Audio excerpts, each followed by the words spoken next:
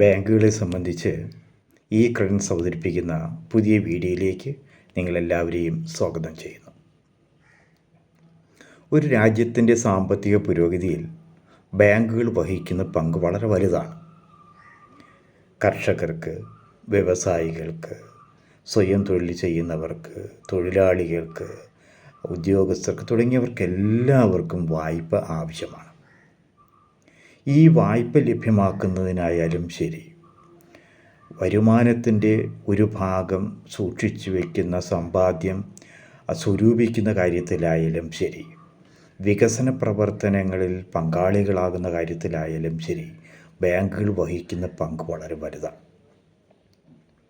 അതുകൊണ്ട് തന്നെ ഇന്ത്യയിൽ ഇന്ന് നടക്കുന്ന ബഹുഭൂരിപക്ഷം പബ്ലിക് സർവീസ് കമ്മീഷൻ പരീക്ഷകളിലും ബാങ്കിങ് ഒരു വിഷയമാണ്. അതുകൊണ്ട് തന്നെ ഈ ക്രെഡൻസ് ഇന്ത്യയിലെ ബാങ്കിങ് ചരിത്രം, അതുപോലെ തന്നെ ബാങ്ക് നിർവഹിക്കുന്ന ധർമ്മങ്ങൾ എന്തൊക്കെയാണ്, കഴിഞ്ഞ കുറേ വർഷങ്ങളായി ചോദിച്ചിരിക്കുന്ന ചോദ്യങ്ങൾ എന്തൊക്കെയാണ് എന്നിവ നിങ്ങൾക്ക് മുമ്പിൽ അവതരിപ്പിക്കുകയാണ് ഈ ക്രെഡൻസ് ഞങ്ങൾ ഇവിടെ ചെയ്യുന്നത്. ആദ്യമായി നമ്മളിതിൻ്റെ ബാങ്കിങ് ചരിത്രം, ഇന്ത്യയിലെ ബാങ്കിങ് ചരിത്രത്തിലേക്ക് നമ്മൾ പരിശോധിക്കുകയാണെങ്കിൽ, സ്വാതന്ത്ര്യം കിട്ടുന്നതിന് മുൻപ് തന്നെ ഇന്ത്യയിൽ ബാങ്കിങ് മേഖല പ്രവർത്തിച്ചിരുന്നു. ഒട്ടനവധി ബാങ്കുകൾ സ്വാതന്ത്ര്യം കിട്ടുന്നതിന് മുമ്പ് തന്നെ ആരംഭിക്കപ്പെട്ടിരുന്നു. അതിലേറ്റവും പ്രധാനപ്പെട്ടതും ആദ്യം രൂപീകരിക്കുന്നതുമായ ബാങ്കാണ് ബാങ്ക് ഓഫ് ഹിന്ദുസ്ഥാൻ. 1770 കാലഘട്ടങ്ങളിലാണ് ഈ ബാങ്ക് ഓഫ് ഹിന്ദുസ്ഥാൻ ആരംഭിച്ചത്. പക്ഷേ നിർഭാഗ്യവശാൽ 1832 കാലമായപ്പോഴേക്കും ഈ ബാങ്ക് ഓഫ് ഹിന്ദുസ്ഥാൻ ക്ലോസ് ചെയ്യപ്പെട്ടു. ഈസ്റ്റ് ഇന്ത്യ കമ്പനി വന്നതിന് ശേഷം അവരുടെ നേതൃത്വത്തിൽ തന്നെ 3 പ്രധാനപ്പെട്ട ബാങ്കുകൾ സ്ഥാപിക്കപ്പെട്ടു. അതായത് 3 ബാങ്കുകൾ, അത് bank of Bengal, bank of Mumbai and bank of Madras തുടങ്ങിയ 3 ബാങ്കുകൾ ഈസ്റ്റ് ഇന്ത്യ കമ്പനി രൂപീകരിക്കപ്പെട്ടു. ഈ ഈസ്റ്റ് ഇന്ത്യ കമ്പനി രൂപീകരിക്കപ്പെട്ട 3 പ്രസിഡൻസി ബാങ്കുകളെല്ലാം കൂടി 1921 ഇമ്പീരിയൽ ബാങ്ക് എന്ന പേരിൽ മെർജ് ചെയ്യപ്പെട്ടു. ഇതാണ് പിൽക്കാലത്ത് സ്റ്റേറ്റ് ബാങ്ക് ഓഫ് ഇന്ത്യയായി രൂപീകരിക്കപ്പെട്ടത്. ബ്രിട്ടീഷ് കാലഘട്ടങ്ങളിൽ, അതായത് 1947 മുൻപ് നമ്മുടെ രാജ്യത്ത് ഒട്ടനവധി ബാങ്കുകൾ സ്ഥാപിക്കപ്പെട്ടിരുന്നു. അതിലേറ്റവും പ്രധാനപ്പെട്ടതാണ് അലഹബാദ് ബാങ്ക്. അതായത് 1865 കാലഘട്ടങ്ങളിലാണ് അലഹബാദ് രൂപീകരിക്കപ്പെട്ടത്. അതുപോലെ തന്നെ പഞ്ചാബ് നാഷണൽ ബാങ്ക് 1894 ഘട്ടങ്ങളിൽ ആണ് പഞ്ചാബ് നാഷണൽ ബാങ്ക് രൂപീകരിക്കപ്പെട്ടത്. അതുപോലെ തന്നെ ബാങ്ക് ഓഫ് ഇന്ത്യ 1906, അതുപോലെ ബാങ്ക് ഓഫ് ബറോഡ 1908, അതുപോലെ തന്നെ സെൻട്രൽ ബാങ്ക് ഓഫ് ഇന്ത്യ 1911 ഇന്ത്യയിൽ. അപ്പം ഇന്ത്യയിൽ സ്വാതന്ത്ര്യം കിട്ടിയതിന് ശേഷം വ്യാവസായിക മേഖലയുടെയും കാർഷിക മേഖലയുടെയും വളർച്ചയ്ക്ക് അത്യന്താപേക്ഷിതമായ ഒരു മേഖലയായി ബാങ്കിങ് മേഖല വളർത്തേണ്ടതുണ്ടായിരുന്നു.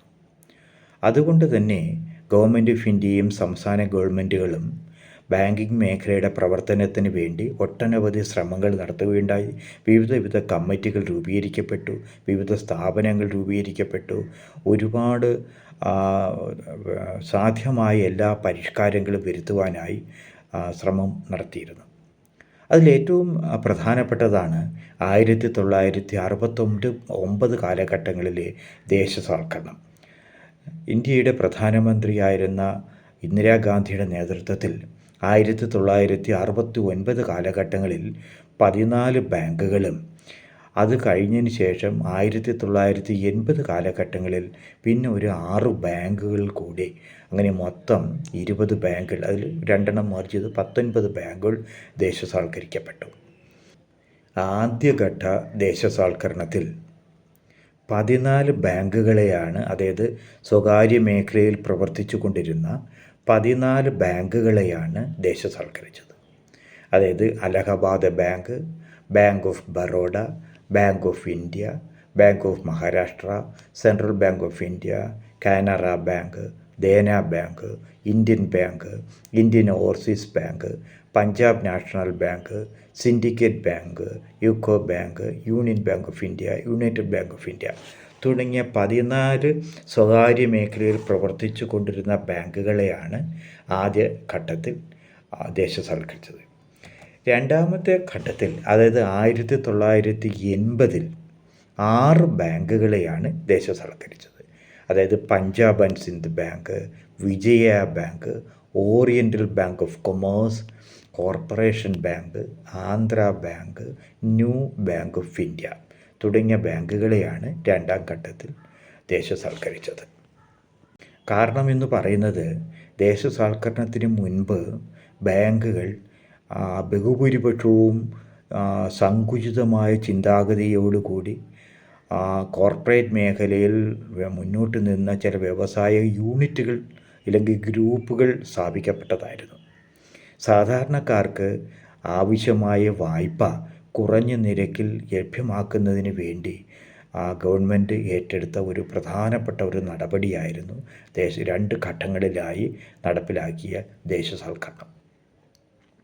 അതിനുശേഷം ഇന്ത്യയിൽ നടന്ന വിപ്ലവകരമായ ഒരു മാറ്റമാണ് എല്ലാവർക്കും അറിയാവുന്ന പോലെ 1991 കാലഘട്ടങ്ങളിൽ പുതിയ സാമ്പത്തിക നയത്തിൻ്റെ ഭാഗമായി ഒട്ടനവധി പുതിയ ബാങ്കുകൾ ഇന്ത്യയിൽ രൂപീകരിക്കപ്പെട്ടു. ഒട്ടനവധി ടെക്നോളജിക്കൽ മാറ്റങ്ങൾക്ക് വിധേയമായി. അങ്ങനെ ബാങ്കിങ് മേഖല ഇന്ത്യയുടെ കരുത്തുറ്റ ഒരു മേഖലയായി ഇന്ന് മാറിയിട്ടുണ്ട്. ഇന്ത്യയിൽ നിന്ന് ഇന്ന് പ്രവർത്തിക്കുന്ന ബാങ്കുകൾ പലതരത്തിലുള്ള ബാങ്കുകളാണുള്ളത്. ഒന്ന് സെൻട്രൽ ബാങ്ക്, അതായത് റിസർവ് ബാങ്ക് ഓഫ് ഇന്ത്യയാണ് ഇന്ത്യയുടെ സെൻട്രൽ ബാങ്ക്. അതായത് ഇന്ത്യയിലെ മുഴുവൻ ബാങ്കിങ് പ്രവർത്തനങ്ങളും നിയന്ത്രിക്കുന്നത് റിസർവ് ബാങ്ക് ഓഫ് ഇന്ത്യയാണ്. രണ്ടാമത് നമുക്ക് പറയേണ്ട ഒരു കാര്യം വാണിജ്യ ബാങ്കുകൾ അല്ലെങ്കിൽ കൊമേഴ്സ്യൽ ബാങ്കുകളാണ്. ആ കൊമേഴ്സ്യൽ ബാങ്കുകൾ തന്നെ പല തരത്തിലുണ്ട്. അതിലേറ്റവും പ്രധാനപ്പെട്ടതാണ് പൊതുമേഖലാ ബാങ്കുകൾ അല്ലെങ്കിൽ പബ്ലിക് സെക്ടർ ബാങ്കുകൾ. അതിലേറ്റവും പ്രധാനപ്പെട്ടതാണ് state bank of India, Canara bank, union bank of India തുടങ്ങിയവ. പ്രൈവറ്റ് സെക്ടറിലും അതുപോലെ മുന്നിൽ നിൽക്കുന്ന പല ബാങ്കുകളുണ്ട്. കേരളത്തിൽ പ്രവർത്തിക്കുന്ന ഫെഡറൽ ബാങ്ക്, അതുപോലെ തന്നെ ICICI bank, south Indian bank, Dhanlaxmi, അങ്ങനെ തുടങ്ങിയ നിരവധി ബാങ്കുകൾ സ്വകാര്യ മേഖലയിൽ പ്രവർത്തിക്കുന്നുണ്ട്. ഇതിന് പുറമേയാണ് വിദേശത്ത് പ്രവർത്തിക്കുന്ന അല്ലെങ്കിൽ വിദേശത്ത് ആസ്ഥാനമായിട്ടുള്ള ഇന്ത്യയിൽ ബാങ്കുകൾ അല്ലെങ്കിൽ ബ്രാഞ്ചുകളുള്ള ബാങ്കുകൾ. അതിൽ ഏറ്റവും പ്രധാനപ്പെട്ടതാണ് city bank, standard chartered bank, HSBC bank തുടങ്ങിയവ. അപ്പോൾ ബാങ്കുകളുടെ പ്രവർത്തനം കൂടുതൽ കാര്യക്ഷമമാക്കുന്നതിനും ഗ്രാമീണ മേഖലയിൽ കൂടുതൽ വായ്പ ലഭ്യമാക്കുന്നതിനും വേണ്ടി നരസിംഹം കമ്മിറ്റിയുടെ റിപ്പോർട്ട് പ്രകാരം ഇന്ത്യയിൽ റീജിയണൽ റൂറൽ ബാങ്കുകൾ രൂപീകരിക്കപ്പെട്ടിട്ടുണ്ട്. അങ്ങനെ രാജ്യത്ത് ഒട്ടനവധി റീജിയണൽ ബാങ്കുകൾ രൂപീകരിച്ചിട്ടുണ്ട്. കേരളത്തിൽ 2 ബാങ്കുകളാണ് രൂപീകരിക്കപ്പെട്ടത്. അതിനെ ഇപ്പോൾ ഒന്നാക്കി. അതായത് നോർത്ത് മലബാർ ഗ്രാമീൺ ബാങ്കും സൗത്ത് മലബാർ ഗ്രാമീൺ ബാങ്കുമായി മെർജ് ചെയ്ത് കേരള ഗ്രാമീൺ ബാങ്ക് എന്ന് പറയുന്ന ഒറ്റ ഗ്രാമീൺ ബാങ്ക് ആക്കിയിട്ടുണ്ട്. ഇതുപോലെ എല്ലാ സംസ്ഥാനങ്ങളിലും 1-2 സ്റ്റേറ്റുകളിൽ ഒഴികെ ബാക്കി എല്ലാ സംസ്ഥാനങ്ങളിലും റീജിയണൽ ബാങ്കുകൾ പ്രവർത്തിക്കുന്നുണ്ട്. ഇനി നമ്മൾ മനസ്സിലാക്കേണ്ട ഒരു കാര്യമെന്ന് പറയുന്നത്, ബാങ്കുകളിൽ തന്നെ 2 തരത്തിലുള്ള ബാങ്കുകളുണ്ട്. ഒന്ന് ഷെഡ്യൂൾഡ് ബാങ്കുകളും 2 നോൺ ഷെഡ്യൂൾഡ് ബാങ്കുകളും. ഷെഡ്യൂൾഡ് ബാങ്കുകൾ എന്ന് പറഞ്ഞു കഴിഞ്ഞാൽ റിസർവ് ബാങ്കിൻ്റെ ഷെഡ്യൂൾഡ് ബാങ്കിൻ്റെ ക്ലാസിഫിക്കേഷൻ അനുസരിച്ച് പ്രവർത്തിക്കുന്ന ബാങ്കുകളെയാണ് ആക്ട് പ്രകാരം ഷെഡ്യൂൾഡ് ബാങ്കുകൾ എന്ന് പറയുന്നത്. അതിലേറ്റവും പ്രധാനപ്പെട്ട, അതായത് സെക്കൻഡ് ഷെഡ്യൂൾ, അതായത് റിസർവ് ബാങ്ക് ഓഫ് ഇന്ത്യയുടെ സെക്കൻഡ് ഷെഡ്യൂളിലാണ് ഈ ഷെഡ്യൂൾഡ് ബാങ്കുകളെ സംബന്ധിച്ച് പ്രതിപാദിക്കുന്നത്. അങ്ങനെയുള്ള ബാങ്കുകൾ പ്രധാനമായിട്ടും പബ്ലിക് സെക്ടർ ബാങ്കുകളുണ്ട്, പ്രൈവറ്റ് സെക്ടർ ബാങ്കുകളുണ്ട്, ഫോറിൻ ബാങ്കുകളുമുണ്ട്. നോൺ ഷെഡ്യൂൾഡ് ബാങ്കുകൾ എന്ന് പറയുന്നതിൽ പ്രധാനമായി കോപ്പറേറ്റീവ് മേഖലയിൽ പ്രവർത്തിക്കുന്ന ബാങ്കുകളാണ് കൂടുതലും ഈ നോൺ ഷെഡ്യൂൾഡ് ബാങ്കുകൾ എന്ന് പറയുന്നത്. പക്ഷേ എല്ലാ സംസ്ഥാന സഹകരണ ബാങ്കുകളും നോൺ ഷെഡ്യൂൾഡ് ബാങ്കുമല്ല. ഉദാഹരണമായി കേരള സംസ്ഥാന കോപ്പറേറ്റീവ് ബാങ്ക്, അതിൻ്റെ പിൽക്കാലത്ത് പേര് മാറ്റിയെങ്കിൽ പോലും ആദ്യ കാലഘട്ടത്തിൽ ഉണ്ടായിരുന്ന ആ ബാങ്ക് ഷെഡ്യൂൾഡ് ബാങ്ക് ആയിരുന്നു. ഇപ്പോൾ കേരള ബാങ്ക് എന്നാണ് പുനർനാമകരണം ചെയ്തിരിക്കുന്നതെങ്കിൽ. പക്ഷേ ഇന്ന് നോൺ ഷെഡ്യൂൾഡ് ബാങ്കുകൾ പ്രധാനപ്പെട്ടതാണ് Assam cooperative apex bank limited, Tirupati cooperative bank തുടങ്ങിയവ. ഇതിന് പുറമെയാണ് ലോക്കൽ ഏരിയ ബാങ്ക്, അല്ലെങ്കിൽ LABC എന്ന് പറയും, ലോക്കൽ ഏരിയ ബാങ്കുകൾ. അത് 2013 ബാങ്കിൻ്റെ പരിഷ്കരണ ഭാഗമായി ഇന്ത്യയിൽ ആരംഭിക്കപ്പെട്ട ബാങ്കുകളാണ്. ഇതിന് പുറമെയാണ് പേയ്മെൻറ്റ് ബാങ്കുകൾ എന്ന് പറയും. അതായത് Airtel payment bank, Indian post ഓഫീസുകളിൽ നിലവിലുള്ള പോസ്റ്റൽ പേയ്മെൻറ്റ് ബാങ്കുകൾ, അങ്ങനെ തുടങ്ങിയ പല ബാങ്കുകളും പേയ്മെൻറ്റ് ബാങ്കുകളും. ഇതിന് പുറമെയാണ് സ്മാൾ ഫിനാൻസ് ബാങ്കുകൾ. അതായത് ഇസാഫ് പോലുള്ള, ക്യാപിറ്റൽ സ്മാൾ ഫിനാൻസ് ബാങ്ക് പോലുള്ള സ്മാൾ ഫിനാൻസ് ബാങ്കുകൾ ഇന്ത്യയിൽ രൂപീകരിക്കപ്പെട്ടിട്ടുണ്ട്. ഇതിനൊക്കെ പുറമെയാണ് സ്പെഷ്യലിസ്റ്റ് ബാങ്കുകൾ എന്ന് പറയുന്നത്. ഉദാഹരണമായി കാർഷിക മേഖലയ്ക്കും കോപ്പറേറ്റീവ് മേഖലയ്ക്കുമായി നമ്മൾ രൂപീകരിക്കപ്പെട്ട NABARD, national bank for agriculture and rural development. അതുപോലെ തന്നെ വ്യാവസായിക ഡെവലപ്മെൻറ്റിന് വേണ്ടി നമ്മൾ രൂപീകരിക്കപ്പെട്ട industrial development bank of India, അല്ലെങ്കിൽ IDBI തുടങ്ങിയ ബാങ്കുകളാണ് പ്രധാനമായും ഇന്ത്യയിൽ പ്രവർത്തിക്കുന്നത്. റിസർവ് ബാങ്ക് ഓഫ് ഇന്ത്യയുടെ പുതുക്കിയ റിപ്പോർട്ട് പ്രകാരം ഇന്ത്യയിൽ 12 ദേശസാൽകൃത ബാങ്കുകളാണ് പ്രവർത്തിക്കുന്നത്. പ്രൈവറ്റ് ബാങ്കുകളാണെങ്കിൽ 21 സ്വകാര്യ മേഖലാ ബാങ്കുകൾ ഇന്ത്യയിൽ പ്രവർത്തിക്കുന്നുണ്ട്. ലോക്കൽ ഏരിയ ബാങ്കുകൾ 2 എണ്ണവും, സ്മാൾ ഫിനാൻസ് ബാങ്കുകൾ 11 എണ്ണവും, പേയ്മെൻറ്റ് ബാങ്കുകൾ 6 എണ്ണവും, പ്രൈവറ്റ് ഫോറിൻ ബാങ്ക്സുകൾ 44 എണ്ണവും, സ്റ്റേറ്റ് കോപ്പറേറ്റീവ് ബാങ്ക് 34 എണ്ണവും, റീജിയണൽ റൂറൽ ബാങ്കുകൾ 43 ബാങ്കുകളാണ്, ബ്രാഞ്ചുകളല്ല, ഇന്ത്യയിൽ പ്രവർത്തിക്കുന്നത്. ഇനി നമുക്ക് വാണിജ്യ ബാങ്കുകളെക്കുറിച്ച് അല്പം വിശദമായി നമുക്ക് നോക്കാം. റിസർവ് ബാങ്കിൻ്റെ ക്ലാസിഫിക്കേഷൻ അനുസരിച്ച് commercial banks refer to both scheduled and non-scheduled commercial banks which are regulated under Banking Regulation Act of 1949. അതായത് 1949 ഇന്ത്യൻ ബാങ്കിങ് റെഗുലേഷൻ റൂൾ അനുസരിച്ച് പ്രവർത്തിക്കുന്ന ഷെഡ്യൂളും ഷെഡ്യൂൾ അല്ലാത്തതുമായ ബാങ്കുകളെയാണ് വാണിജ്യ ബാങ്കുകൾ അല്ലെങ്കിൽ കൊമേഴ്സ്യൽ ബാങ്കുകൾ എന്ന് പറയപ്പെടുന്നത്. ഇതിൽ ഷെഡ്യൂൾഡ് ബാങ്കുകളും ഉൾപ്പെടും, നോൺ ഷെഡ്യൂൾഡ് ബാങ്കുകളും ഉൾപ്പെടും.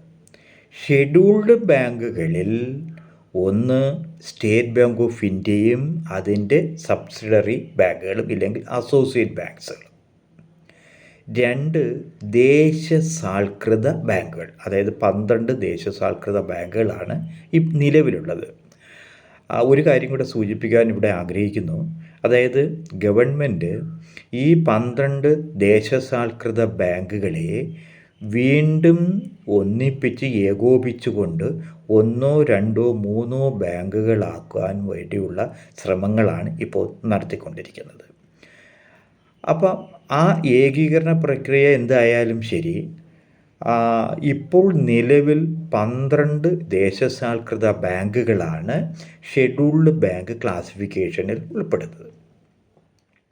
ഇതിന് പുറമെയാണ് HSBC പോലുള്ള, സിറ്റി ബാങ്ക് പോലുള്ള ഫോറിൻ ബാങ്കുകൾ പ്രവർത്തിക്കുന്നത്. അതുപോലെ തന്നെ റീജിയണൽ റൂറൽ ബാങ്കുകൾ, ഞാൻ മുമ്പ് സൂചിപ്പിച്ചതുപോലെ നരസിംഹം കമ്മിറ്റിയുടെ നിർദ്ദേശപ്രകാരം രൂപീകരിക്കപ്പെട്ട റീജിയണൽ റൂറൽ ബാങ്കുകൾ.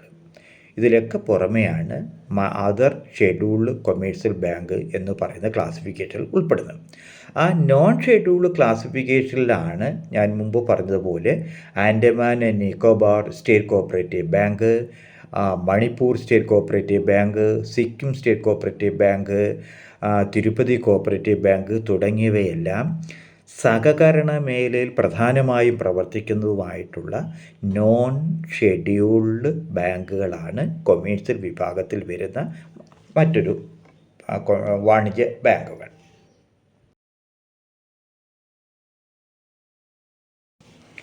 ഇനി നമുക്ക് കേരളത്തിലെ ബാങ്കുകളെക്കുറിച്ച് നമുക്ക് നോക്കാം. കേരളത്തിൽ മൊത്തം 7,921 ബാങ്ക് ബ്രാഞ്ചുകളാണ് പ്രവർത്തിക്കുന്നത്. അതായത് 2024 മാർച്ചിലെ കണക്കുകൾ വെച്ച്, അതായത് സ്റ്റേറ്റ് ലെവൽ ബാങ്കേഴ്സ് കമ്മിറ്റിയുടെ റിപ്പോർട്ട് പ്രകാരം, അല്ലെങ്കിൽ അവരുടെ കണക്കുകൾ പ്രകാരം കേരളത്തിൽ 8,000-ഓളം, അതായത് കൃത്യമായി പറഞ്ഞു കഴിഞ്ഞാൽ 7,921 ബാങ്ക് ബ്രാഞ്ചുകളാണ് പ്രവർത്തിക്കുന്നത്. ഇതിനകത്ത് പൊതുമേഖലാ ബാങ്കുകളുണ്ട്, സ്വകാര്യ മേഖലാ ബാങ്കുകളുണ്ട്, റീജിയണൽ ബാങ്കിൻ്റെ ഉണ്ട്, കോഓപ്പറേറ്റീവ് ബാങ്കിൻ്റെ ഉണ്ട്, എല്ലാം ഉൾപ്പെടെയാണ് ഞാൻ പറയുന്നത്. 7,921 ബ്രാഞ്ചുകളാണുള്ളത്. ഇതിൽ 10.7% ബ്രാഞ്ചുകളാണ് ഗ്രാമീണ മേഖലയിൽ പ്രവർത്തിക്കുന്നത്.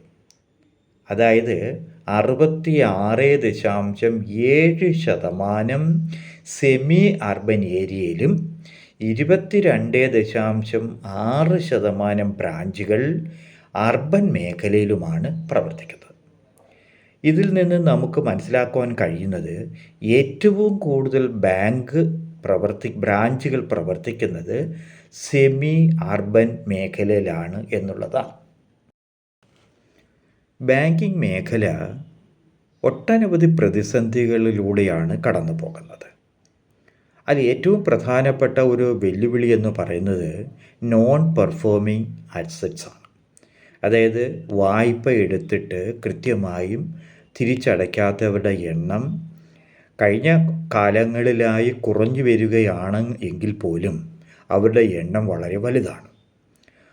അപ്പോൾ ഈ ബാങ്കുകൾ വായ്പ കൊടുത്ത പണം തിരിച്ചു വരാതിരുന്നു കഴിഞ്ഞാൽ ബാങ്കുകളുടെ നിലനിൽപ്പിനെ അത് ബാധിക്കും. പ്രത്യേകിച്ചും സ്വകാര്യ ബാങ്കുകളുടെ നിലനിൽപ്പിനെ ഈ നോൺ പെർഫോമിംഗ് അസറ്റ്സ് ഇല്ലെങ്കിൽ കിട്ടാക്കടം വലിയ പ്രതിസന്ധിയാണ് വരുത്തിയിരിക്കുന്നത്. അതുപോലെ തന്നെ ടെക്നോളജിക്കൽ ഇന്നൊവേഷൻസ്, അതായത് AI വന്നതിന് ശേഷം ഒട്ടനവധി മാറ്റങ്ങൾക്കാണ് ബാങ്കിങ് മേഖലയിൽ ഉണ്ടായിക്കൊണ്ടിരിക്കുന്നത്. അപ്പോൾ ആ കാലത്തിൻ്റെ മാറ്റത്തിനനുസരിച്ച് ടെക്നോളജിക്കൽ ഡെവലപ്മെൻറ്റ്സ് ബാങ്കിങ് മേഖലയിൽ ഉണ്ടാകേണ്ടിയിരിക്കുന്നു. അതുപോലെ തന്നെ ബാങ്കുകളിൽ ഓട്ടോമേഷൻ, അതുപോലെ ATMകളുടെ എണ്ണം വർദ്ധിപ്പിക്കേണ്ടതിൻ്റെ ആവശ്യകത തുടങ്ങിയവയെല്ലാം ബാങ്കുകൾ നേരിടുന്ന ഏറ്റവും വലിയ വെല്ലുവിളിയാണ്. അതുപോലെ തന്നെ ഇന്ത്യയിൽ സസ്റ്റൈനബിലിറ്റി കണ്ടീഷൻസ് വളരെ ശക്തമാണ്. അതുപോലെ തന്നെ ആ സസ്റ്റൈനബിലിറ്റി സ്റ്റാൻഡേർഡ്സിനനുസരിച്ച് ബാങ്കിങ് മേഖലയെ മാറ്റം വരുത്തേണ്ട ഒരു ആവശ്യം കാലഘട്ടത്തിൻ്റെ ഒരു ആവശ്യമാണ്. അപ്പോൾ അതിനനുസരിച്ച് സസ്റ്റൈനബിലിറ്റി സ്റ്റാൻഡേർഡിനനുസരിച്ച് ബാങ്കിങ് മേഖലയെ മാറ്റിയെടുക്കേണ്ട ഒരു ചുമതല കൂടി നമുക്ക് ഇന്ന് ഒരു വലിയ വെല്ലുവിളിയായി ഇരിക്കുകയാണ്. മറ്റൊരു കാര്യമാണ് ഇൻസഫിഷ്യൻസി ക്യാപിറ്റൽ എന്ന് പറയുന്നത്. ആവശ്യത്തിന് പണം ബാങ്കുകളുടെ കൈവശം, അതായത് ആവശ്യത്തിനനുസരിച്ച് അല്ലെങ്കിൽ ബാങ്കിങ് മേഖലയ്ക്ക് ആവശ്യമായ പണം സ്വരൂപിക്കാൻ ബാങ്കിങ് മേഖലയ്ക്ക് കഴിയുന്നില്ല. അതാണ് ഇന്ന് നേരിടുന്ന മറ്റൊരു വെല്ലുവിളി എന്ന് പറയുന്നത്. മറ്റൊരു പ്രധാനപ്പെട്ട ഒരു കാര്യമെന്ന് പറയുന്നത് ഭരണപരമായ ചില ദൗർബല്യങ്ങൾ ഇന്ത്യയിലെ ബാങ്കിങ് മേഖല നേരിടുന്നുണ്ട്. അപ്പോൾ ഇങ്ങനെയുള്ള നിരവധി വെല്ലുവിളികളെയാണ് ഇന്ത്യൻ ബാങ്കിങ് മേഖല നേരിടുന്നത്.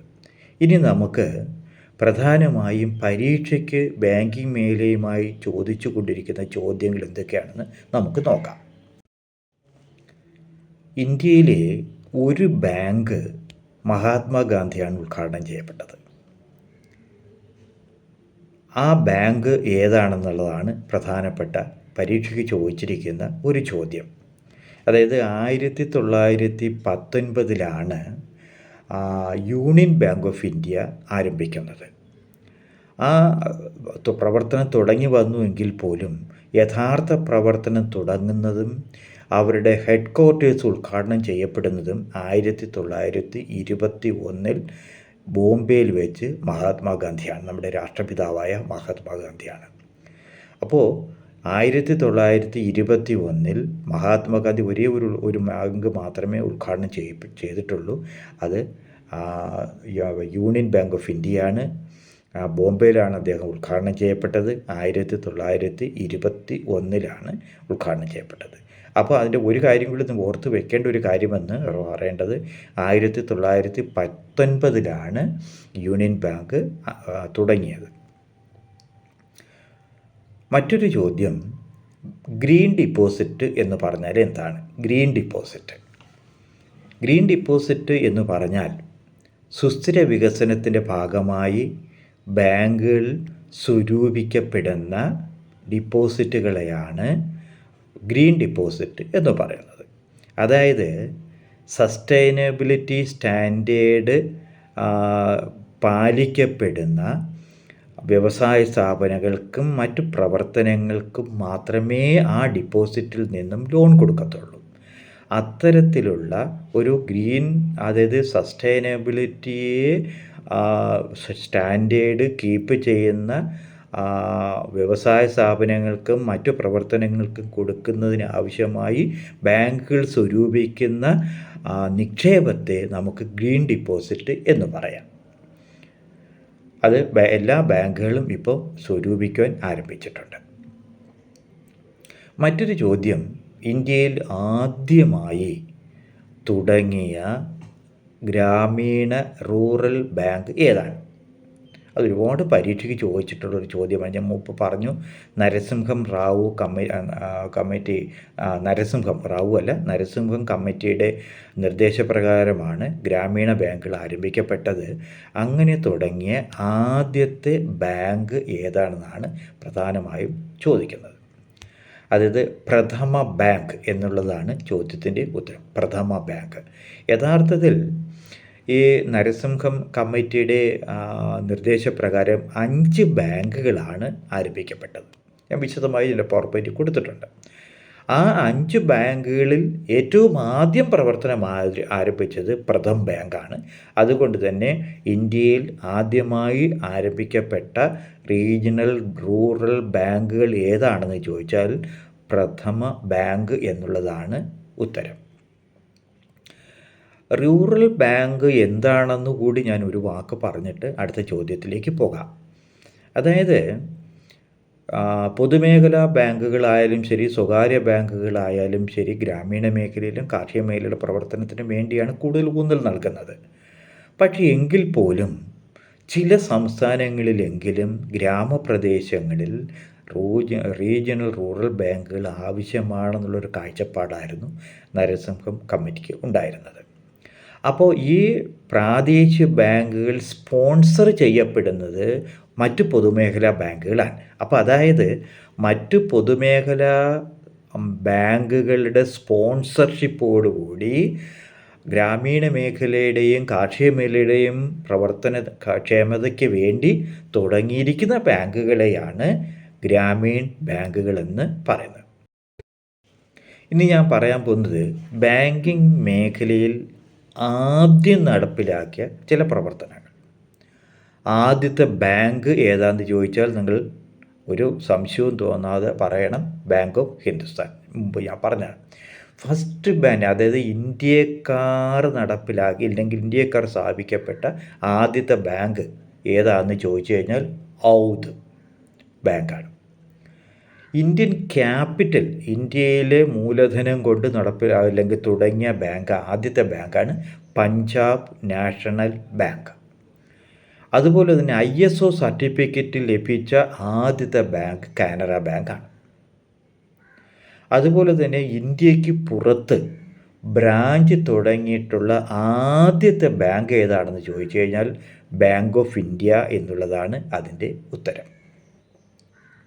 അതുപോലെ തന്നെ ഇൻ്റർനെറ്റ് ഫെസിലിറ്റി ആദ്യമായി ലഭ്യമാക്കിയ ബാങ്ക് എന്ന് പറയുന്നത് സ്വകാര്യ മേഖലയിൽ പ്രവർത്തിക്കുന്ന ICICI ബാങ്കാണ് അത്. അതുപോലെ തന്നെ മറ്റൊരു കാര്യമെന്ന് പറയുന്നത് മ്യൂച്വൽ ഫണ്ടുകൾ തുടങ്ങിയ ആദ്യത്തെ ബാങ്ക് സ്റ്റേറ്റ് ബാങ്ക് ഓഫ് ഇന്ത്യയാണ്. അതുപോലെ തന്നെ ക്രെഡിറ്റ് കാർഡ് ക്രെഡിറ്റ് കാർഡ് ആരംഭിച്ച ആദ്യത്തെ ബാങ്ക് സെൻട്രൽ ബാങ്ക് ഓഫ് ഇന്ത്യയാണ്. ഇനി ഞാൻ പറയാൻ പോകുന്നത് കേരള പബ്ലിക് സർവീസ് കമ്മീഷൻ്റെ പുതിയ രീതിയിലുള്ള ഒരു ചോദ്യമാണ്. ഇന്ത്യയിലെ പേയ്മെൻറ്റ് ബാങ്കുകളെ സംബന്ധിച്ച ചില പ്രസ്താവനകൾ താഴെ കൊടുക്കുന്നു. ഇതിൽ പ്രസ്താവനകൾ പരിശോധിക്കുക, ശരിയായത് ഏതെല്ലാമാണെന്നാണ് പറയേണ്ടത്. ഒന്നാമത്തെ പ്രസ്താവന, ATM കാർഡുകൾ നൽകുവാൻ കഴിയും. 2, ഡെബിറ്റ് കാർഡുകൾ നൽകുവാൻ കഴിയും. ക്രെഡിറ്റ് കാർഡുകൾ നൽകുവാൻ കഴിയും. മൊബൈൽ ബാങ്കിംഗ് സേവനം നൽകുവാൻ കഴിയും. അപ്പോൾ നിങ്ങളുടെ ഒരു ഉത്തരവാദിത്വം എന്ന് പറയുന്നത് ഈ 4 സ്റ്റേറ്റ്മെൻറ്റുകളിൽ ഏതെല്ലാം സ്റ്റേറ്റ്മെൻറ്റുകൾ പേയ്മെൻറ്റ് ബാങ്കുകളെ സംബന്ധിച്ച് ശരിയാണ് എന്നുള്ളതാണ് നിങ്ങൾ കണ്ടുപിടിക്കുന്നത്. പേയ്മെൻറ്റ് ബാങ്ക് എന്ന് പറഞ്ഞാൽ നിങ്ങൾക്കറിയാം, പോസ്റ്റ് ഓഫീസ് സേവിങ്സ് ബാങ്ക് ഇപ്പോൾ ഒരു പേയ്മെൻറ്റ് ബാങ്കാണ്. അത് മനസ്സിൽ വെച്ചുകൊണ്ട് വേണം ഈ ചോദ്യത്തിന് ഉത്തരം എഴുതാൻ. പേയ്മെൻറ്റ് ബാങ്കുകൾക്ക്, പോസ്റ്റ് ഓഫീസ് സേവിങ് ബാങ്കുകൾക്ക് ATM കാർഡുകൾ ലഭ്യമാണോ? അവർക്ക് ഡെബിറ്റ് കാർഡുകൾ ലഭ്യമാണോ? അതുപോലെ ക്രെഡിറ്റ് കാർഡുകൾ അവർക്ക് കൊടുക്കുവാൻ കഴിയുമോ? മൊബൈൽ ബാങ്കിങ് സൗകര്യം അവർ ലഭ്യമാക്കിയിട്ടുണ്ടോ? തുടങ്ങിയ കാര്യങ്ങൾ പരിശോധിച്ച് കഴിഞ്ഞാൽ നിങ്ങൾക്ക് ഈ ചോദ്യത്തിന് ഉത്തരം എഴുതുവാൻ കഴിയും. ഇവിടെ നിങ്ങൾ മനസ്സിലാക്കേണ്ട ഒരു കാര്യമെന്ന് പറയുന്നത് പേയ്മെൻറ്റ് ബാങ്കുകൾക്ക് വായ്പയോ ക്രെഡിറ്റ് കാർഡോ നൽകുവാൻ നിയമപരമായി അവകാശമില്ല. അവിടെ നിക്ഷേപം ഉള്ള അംഗങ്ങൾക്ക് അവരുടെ ബാങ്കുകളിൽ നിന്നും അവരുടെ അക്കൗണ്ടുകളിൽ നിന്നും ATM മുഖാന്തരം ഡെബിറ്റ് കാർഡുകൾ ഉപയോഗിച്ച് പണം ലഭ്യമാക്കുവാൻ കഴിയും. അതുപോലെ തന്നെ അവർക്ക് ഇൻ്റർനെറ്റ് ബാങ്കിങ് സൗകര്യവും ഉറപ്പുവരുത്തിയിട്ടുണ്ട്. പക്ഷേ ഈ പേയ്മെൻറ്റ് ബാങ്കുകൾ മുഖാന്തരം നമുക്ക് ക്രെഡിറ്റ് കാർഡുകൾ വാങ്ങുവാൻ കഴിയത്തില്ല. അതുപോലെ തന്നെ വായ്പാ സൗകര്യവും ബാങ്കുകൾക്ക് ലഭ്യമല്ല. അതുകൊണ്ട് ഇവിടെ ഉത്തരമെന്ന് പറയുന്നത് C ആണ്. അതായത് പ്രസ്താവന 3, അതായത് ഒന്നാമത്തെ പ്രസ്താവന ശരിയാണ്, അതുപോലെ തന്നെ മൂന്നാമത്തെ പ്രസ്താവന ശരിയാണ്, നാലാമത്തെ പ്രസ്താവനയും ശരിയാണ്. അതുകൊണ്ടാണ് ഉത്തരം നമ്മൾ വളരെ ശ്രദ്ധിച്ച് വേണം ഉത്തരം എഴുതേണ്ടത്. ഇനി അടുത്ത ചോദ്യം കേരള ബാങ്കിനെ സംബന്ധിച്ചിട്ടുള്ളതാണ്. കേരള ബാങ്ക് എന്താണെന്ന് നിങ്ങൾക്ക് അറിയാം. സഹകരണ മേഖലയിൽ ഇന്ന് 2 ടയർ സംവിധാനമാണ് ക്രെഡിറ്റ് ഫെസിലിറ്റികൾ നൽകുന്നത്. ക്രെഡിറ്റ്, അതായത് പ്രാഥമിക സഹകരണ ബാങ്കും അതിന് മുകളിലായി സ്റ്റേറ്റ് കോപ്പറേറ്റീവ് ബാങ്കുമാണ് ഇന്ന് നിലവിലുള്ളത്. സ്റ്റേറ്റ് കോപ്പറേറ്റീവ് ബാങ്ക് കേരള ബാങ്കിന് നാമകരണം ചെയ്തിട്ടുണ്ട്. അപ്പോൾ ഇതിന് മുൻപ്, അതായത് കേരള ബാങ്കിൻ്റെ രൂപീകരണത്തിന് മുമ്പ് കേരളത്തിൽ ത്രിതല സംവിധാനമായിരുന്നു ഉണ്ടായിരുന്നത്. അതായത് ഗ്രാമമേഖലയിൽ അല്ലെങ്കിൽ ഗ്രാമീണ മേഖലയിൽ അല്ലെങ്കിൽ പഞ്ചായത്ത് തലങ്ങളിൽ പ്രൈമറി അഗ്രികൾച്ചറൽ ക്രെഡിറ്റ് കോഓപ്പറേറ്റീവ് സൊസൈറ്റീസും പാക്സ് എന്ന് ചുരുക്കനാമത്തിൽ പറയും. ഇല്ലെങ്കിൽ ചിലയിടത്ത് സൊസൈറ്റി എന്ന് പറയും, ചിലയിടത്ത് ബാങ്ക് എന്നാണ് അവർ സൂചിപ്പിക്കുന്നത്. റിസർവ് ബാങ്ക് ഓഫ് ഇന്ത്യയുടെ റൂൾ അനുസരിച്ച് ബാങ്ക് എന്ന പദം പ്രാഥമിക സഹകരണ ബാങ്കുകൾക്ക് ഉപയോഗിക്കാൻ പാടില്ല. അത് പോട്ടെ. അപ്പോൾ പ്രാഥമിക സഹകരണ സംഘങ്ങളുടെ ഒരു ഫെഡറേഷനാണ് സ്റ്റേറ്റ് കോഓപ്പറേറ്റീവ് ബാങ്കായ കേരള ബാങ്ക് എന്ന് പറയുന്നത്. അപ്പോൾ ആ കേരള ബാങ്കിനെ സംബന്ധിച്ചുള്ള ചോദ്യമാണ് ഇനി കൊടുത്തിരിക്കുന്നത്. ചോദ്യം ഞാൻ വായിക്കാം. കേരള ബാങ്കിനെ കുറിച്ചുള്ള പ്രസ്താവനകൾ പരിശോധിക്കുക. 1, 2019 നവംബറിൽ രൂപീകൃതമായി. ശരിയോ തെറ്റോ എന്ന് നിങ്ങൾ പരിശോധിക്കാം. ത്രിതല സംവിധാനത്തിൻ്റെ ഭാഗമാണ് കേരള ബാങ്ക്. കേരളത്തിൽ നിലവിൽ 769 കേരള ബാങ്ക് ശാഖകൾ പ്രവർത്തിക്കുന്നു.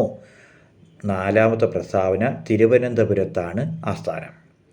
ഇതിൽ നിങ്ങൾ പരിശോധിക്കേണ്ടത് നവംബർ 2019 നവംബറിലാണോ രൂപീകൃതമായത്, ത്രിതല സംവിധാനത്തിലാണോ പ്രവർത്തിക്കുന്നത്, കേരളത്തിലെ ബ്രാഞ്ചുകളുടെ എണ്ണം 769 തിരുവനന്തപുരത്താണോ ആസ്ഥാനം, ഇതിനകത്ത് ഏത് പ്രസ്താവനയാണോ എന്ന് തെറ്റ് എന്ന് നിങ്ങൾ പരിശോധിക്കണം. ഇതിനകത്ത് തെറ്റ് എന്ന് പറയുന്നത് ത്രിതല സംവിധാനത്തിൻ്റെ ഭാഗമല്ല, ദ്വിതല സംവിധാനത്തിൻ്റെ ഭാഗമാണ്. അതാണ് പ്രധാനമായും ഇതിനകത്ത് വന്നിരിക്കുന്ന തെറ്റ്. അതുകൊണ്ട് തന്നെ 1, 3, 4 എന്നുള്ള ഉത്തരമുള്ള സി ആണ് ഈ ചോദ്യത്തിൻ്റെ ഉത്തരം. അടുത്ത ചോദ്യം, വാണിജ്യ ബാങ്കുകളെ നിയന്ത്രിക്കുന്ന ഏജൻസി ആരാണ്? വാണിജ്യ ബാങ്കുകളെ കൺട്രോൾ ചെയ്യുന്നത് ആരാണ്? 4 ഓപ്ഷൻ കൊടുത്തിട്ടുണ്ട്. 1 കേന്ദ്ര ധനകാര്യ വകുപ്പ്, 2 reserve bank of India, 3 NABARD, അതായത് national bank for agriculture and rural development, 3 കേന്ദ്ര വാണിജ്യ വകുപ്പ്. ഇതിനകത്ത് ഉത്തരം റിസർവ് ബാങ്ക് ഓഫ് ഇന്ത്യയാണ്. ഞാൻ ഇതിനു മുമ്പ് സൂചിപ്പിക്കപ്പെട്ടതാണ്. ഇന്ത്യയുടെ സെൻട്രൽ ബാങ്കാണ് റിസർവ് ബാങ്ക് ഓഫ് ഇന്ത്യ. ഇന്ത്യയിലെ ബാങ്കിങ് ആക്ടിവിറ്റികളെല്ലാം നിയന്ത്രിക്കപ്പെടുന്നത് റിസർവ് ബാങ്ക് ഓഫ് ഇന്ത്യയാണ്. അടുത്ത ചോദ്യം, കേരളത്തിലെ ആദ്യത്തെ ബാങ്ക് ഏതാണ്?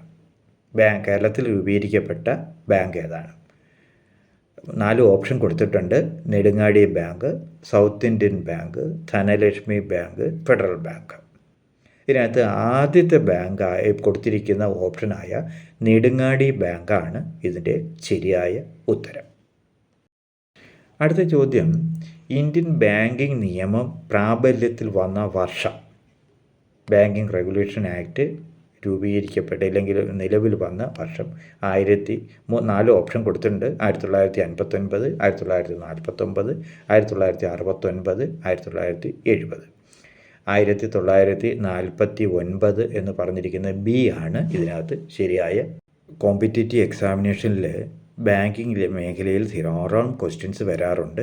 പക്ഷേ ലളിതമായി നമുക്ക് ഉത്തരം കണ്ടെത്തുവാൻ കഴിയുന്ന ചോദ്യങ്ങളാണ് കണ്ടുവരുന്നത്. ബാങ്ക് എന്ന് തുടങ്ങി എന്തൊക്കെയാണ് പ്രവർത്തനങ്ങൾ എന്തൊക്കെയാണ് തുടങ്ങിയ ചോദ്യങ്ങളാണ് വരുന്നത്. പരമാവധി മാർക്ക് വാങ്ങുവാൻ കഴിയുന്ന ഒരു മേഖലയാണ് ബാങ്കിങ് മേഖല. ഇത്തരം മേഖലകളിൽ അല്ലെങ്കിൽ പ്രധാനമായും പരീക്ഷയ്ക്ക് ചോദിക്കുന്ന ചില മേഖലകളെ ഐഡൻറ്റിഫൈ ചെയ്തുകൊണ്ട് അതിനാവശ്യമായ വീഡിയോകൾ തയ്യാറാക്കി ഉദ്യോഗാർത്ഥികളെ സഹായിക്കുക എന്നുള്ളതാണ് ക്രെഡൻസ് ചെയ്തുകൊണ്ടിരിക്കുന്നത്. തുടർന്നും ക്രെഡൻസ് അവതരിപ്പിക്കുന്ന അല്ലെങ്കിൽ ക്രെഡൻസ് നിങ്ങൾക്ക് വേണ്ടി സമർപ്പിക്കുന്ന വീഡിയോകൾ ഇനിയും കാണണം എന്ന് മാത്രം പറഞ്ഞുകൊണ്ട് നന്ദി, നമസ്കാരം.